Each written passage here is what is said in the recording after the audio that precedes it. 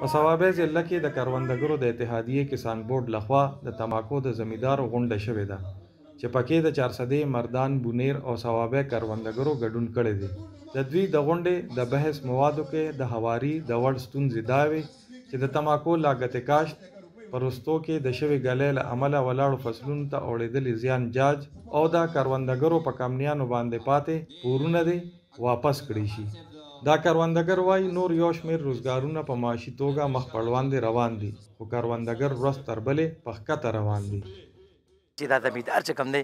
چې د کومه ګټه کوي چې د هغې څه پرسنټیج د ده په صحت باندې لګي،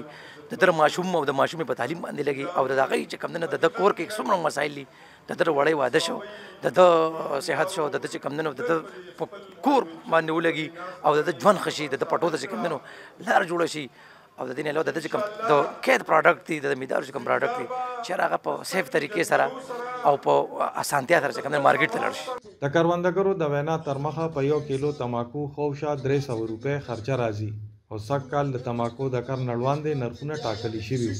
خو دغه نرخ ټاکلو وروستو ګرانۍ کې اضافه شوې ده. نو دوی غواړي چې د موجوده ګرانۍ ته کتو سره دې نوې نرخونه وټاکلی شي. چې د زمیندارو په یونیورسل ټوبیکو باندې کم تماکو خرڅ کړو تیر شوي کال تر اوسه پورې د هغوی بقایجات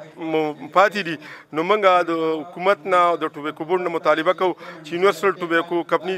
فوري طور د بقایجات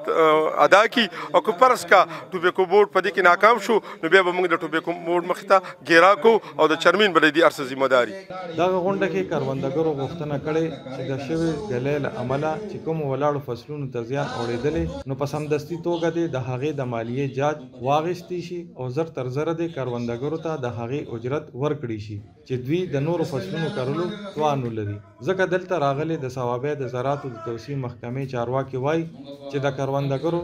غوښتنې سمې دي. موږ ابتدایي رپورټ جمع کړی دی، ډي سی صاحب موږ ته پکې دا وربل آرډر راکړی دي، پریټن کې آرډر راکړی دي، د دې سروې شروع ده انشاءالله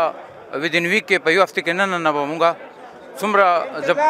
ځپلي شوي خلک چې دي هغې ډېره به موږ ګورنمنټ ته جمع کړو. د وفاق د تماکو د بورډ چارواکي وایي د کروندګرو ستونزې به د قانون سره سمې د حل لارې ته بوتلی شي، خو د کسان بورډ د شمیرو تر مخه د ټول هیواد 98% تماکو په خیبر پښتونخوا کې پیدا کیږي چې پکې 80% صوابۍ کې، 20% مردان، 10% چارسده او 4% په بونیر او مانسیره کې پیدا کیږي چې ټول آمدن یې خوشا د 80 نه تر 1 ارب روپو پورې جوړیږي. ملک وقاص، وایس آف امریکا، D1 نیوز، صوابۍ.